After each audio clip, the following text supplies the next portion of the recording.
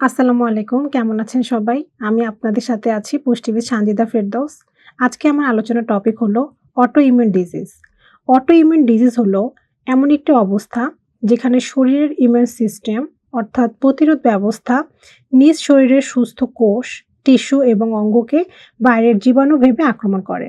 অর্থাৎ immune system শত্রু, বন্ধু চিনতে ব্যর্থ হয়। মূলত এখানে লস অফ সেলফ টলারেন্স অর্থাৎ নিজের প্রতি সংবেদনশীলতা হারানো ইমিউন সিস্টেমের প্রধান বৈশিষ্ট্য।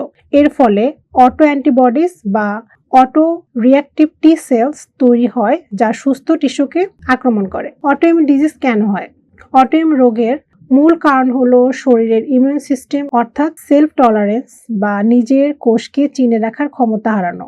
স্বাভাবিক অবস্থায় ইমিউন সিস্টেম বাইরের জীবাণু, ভাইরাস বা ক্ষতিকর পদার্থের বিরুদ্ধে লড়াই করে কিন্তু নিজের কোষ বা টিস্যুকে আক্রমণ করে না।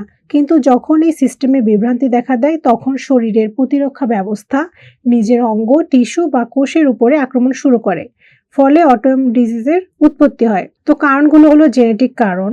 কিছু মানুষের জিনগত গঠনে এমন পরিবর্তন থাকে যা ইমিউন সিস্টেমের ভারসাম্য নষ্ট করে দেয়।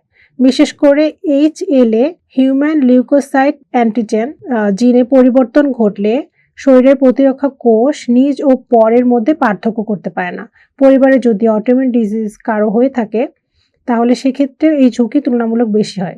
এছাড়া পরিবেশগত কারণ, অনেক সময় দেখা যায় ভাইরাস বা ব্যাকটেরিয়া সংক্রমণের পর ইমিউন সিস্টেম বিভ্রান্ত হয়ে পড়ে, কারণ কিছু জীবাণুর গঠন শরীরের নিজস্ব কোষের মতো দেখতে হয়। একে বলা হয় মলিকুলার মিমিক্রি। ফলে ইমিউন সিস্টেম ভুল করে নিজের কোষকে আক্রমণ শুরু করে। এছাড়া পরিবেশ দূষণ, টক্সিন বা কিছু ওষুধও ইমিউন সিস্টেমের ভারসাম্য নষ্ট করতে পারে। এরপরে আসি হরমোনজনিত প্রভাবে। মহিলাদের মধ্যে অটোইমিউন রোগের হার তুলনামূলক বেশি। এর একটি প্রধান কারণ হচ্ছে এস্ট্রোজেন হরমোন, যা ইমিউন প্রতিক্রিয়াকে প্রভাবিত করে। এজন্য এসএলই, থাইরয়েডের অটোইমিউন রোগ বা রিউমাটয়েড আর্থ্রাইটিস নারীদের মধ্যে বেশি দেখা দেয়। ইমিউন সিস্টেমের কিছু বিশেষ কোষ যেমন টি রেগুলেটরি সেলস শরীরের নিজের কোষের প্রতি সংবেদনশীলতা বজায় রাখতে সাহায্য করে। এই কোষগুলো স্বাভাবিকভাবে কাজ না করলে সেলফ টলারেন্স হারিয়ে যায়। ফলস্বরূপ শরীরে অটো অ্যান্টিবডিজ যেমন অ্যান্টিনিউক্লিয়ার বা অ্যান্টিথাইরয়েড ইত্যাদি তৈরি হয় যা নিজের টিস্যু ক্ষতি করে। এরপর হচ্ছে জীবনধারা ও অন্যান্য কারণও এর সাথে জড়িত। দেখা যায় যে দীর্ঘস্থায়ী যদি মানসিক চাপ থাকে, অনিয়মিত যদি খাদ্যাভ্যাস হয়ে থাকে, এরপরে হচ্ছে অতিরিক্ত প্রসেসড খাবার, গ্লুটেন ইনটলারেন্স, ভিটামিন ডি এর ঘাটতি, তারপর হচ্ছে লিকি গাট সিনড্রোম ইমিউন সিস্টেমের ভারসাম্য নষ্ট করতে পারে। বিশেষ করে অন্ত্রের প্রাচীর দুর্বল হয়ে বাইরের অণুজীব বা টক্সিন শরীরে সহজে প্রবেশ করে, ফলে ইমিউন সিস্টেম বিভ্রান্ত হয় এবং নিজের কোষকে আক্রমণ করতে শুরু করে। জিনগত প্রভাবও আছে, তাই এরপরে হচ্ছে পরিবেশগত প্রভাব, হরমোনের ভারসাম্যহীনতা এবং ইমিউন সিস্টেমের যে বিভ্রান্তি, এই চারটি উপাদান একত্র করলেই দেখা যায় অটো ইমিউন সিস্টেম রোগের সৃষ্টি হয়।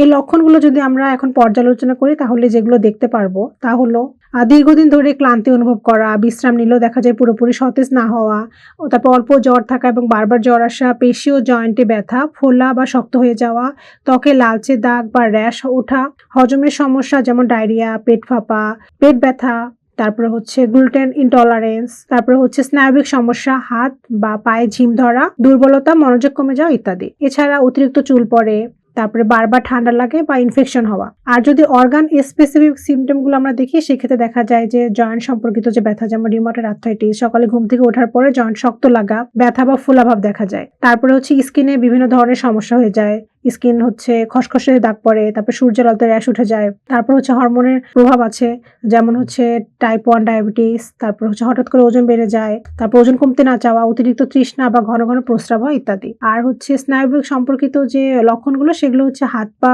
মানে অবশ হয়ে যাওয়া, তারপরে ঝিম ধরা বা শরীরের ভারসাম্য হারানো। তারপর হচ্ছে হজম সংক্রান্ত যে সমস্যাগুলো আছে যেমন আইবিডি, সেলিয়াক ডিজিজ, এগুলো দেখা যায় গ্লুটেন খেলে অনেক সময় পেট ফাঁপা, ডায়রিয়া বা রক্ত মিশ্রিত পায়খানা হতে পারে। বিশেষ করে আইবিডি এর ক্ষেত্রে এটা হয়ে থাকে। এই লক্ষণগুলো একসঙ্গে নাও দেখা যেতে পারে, আবার দেখা যায় সময়ের সঙ্গে সঙ্গে বদলাতেও পারে। তাই দীর্ঘদিন ধরে এই সব উপসর্গ থাকলে অবশ্যই একজন বিশেষজ্ঞের কাছে পরামর্শ নেওয়া উচিত। এখন আসি এই অটোইমিউন ডিজিজের চিকিৎসা আর হচ্ছে প্রতিকার কিভাবে করা উচিত। তো প্রথমে আমাদের যেদিকে নজর রাখতে হবে সেটা হচ্ছে যে খাদ্য পুষ্টির দিকে। আমাদের সবসময় চেষ্টা করতে হবে যে আমরা কাঁচা বা জীবন্ত খাবার খাবো, আর পাশাপাশি অ্যান্টি ইনফ্লামেটরি যে খাবারগুলো আছে যেমন প্রক্রিয়াজাতকরণ খাবার, চিনিযুক্ত খাবার, গ্লুটেন, এগুলো সব এড়িয়ে চলতে হবে। পাশাপাশি আমাদের ওমেগা 3 ফ্যাটি অ্যাসিড সমৃদ্ধ খাবার খেতে হবে। আর এলিমিনেশন ডায়েট হচ্ছে এই ক্ষেত্রে দেখা যাবে যে গ্লুটেন, ডেইরি, চিনিযুক্ত খাবার এগুলো সম্পূর্ণ বাদ দিতে হবে। ধীরে ধীরে এগুলো পুনর্বর্তন করে খাদ্যের যে সংবেদনশীলতা এটা চিহ্নিত করতে হবে। এছাড়া কিছু হার্বাল ও প্রাকৃতিক সাপ্লিমেন্ট আছে, যেমন হচ্ছে হলুদ, এটি দেখা যায় প্রদাহ কমায়। আর অশ্বগন্ধা, এটা হচ্ছে ইমিউন সিস্টেমের সমর্থন ও স্ট্রেস কমাতে সাহায্য করে। এর পাশাপাশি হচ্ছে আলফালফা, তারপরে স্পিরুলিনা, এস্টিনেশিয়া, এগুলো ইমিউন সিস্টেম বাড়াতে সাহায্য করে।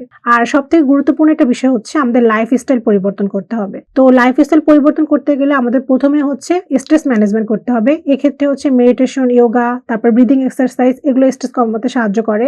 এছাড়া আগেই বলেছি কাঁচা বা জীবন্ত খাবার বেশি বেশি খেতে হবে। আর ভিটামিন ডি জাতীয় খাবার খেতে হবে। ভিটামিন ডি হচ্ছে আমাদের ইমিউন সিস্টেম সমর্থনে গুরুত্বপূর্ণ ভূমিকা পালন করে, কিন্তু এটাও দেখতে হবে যাতে আমরা অতিরিক্ত ভিটামিন ডি গ্রহণ না করি। তারপর হচ্ছে গাট হেলথ আর প্রোবায়োটিক্স, এটি আমাদের বেশি করে গ্রহণ করতে হবে, কারণ হচ্ছে প্রোবায়োটিক্স ইমিউন বুস্টিং এ সাহায্য করে। প্রোবায়োটিক্স হিসেবে হচ্ছে কেফির, সাওয়ারক্রাউট এগুলো ব্যবহার করা যেতে পারে। এর পাশাপাশি হচ্ছে প্রিবায়োটিক গ্রহণ করতে হবে, যেমন রসুন, পেঁয়াজ, এই সমৃদ্ধ খাবারগুলো খেতে হবে। এগুলো ইমিউন সিস্টেম বুস্টিং এ সাহায্য করে। তো সবাই ভালো থাকবেন, সুস্থ থাকবেন। আজকে এই পর্যন্তই।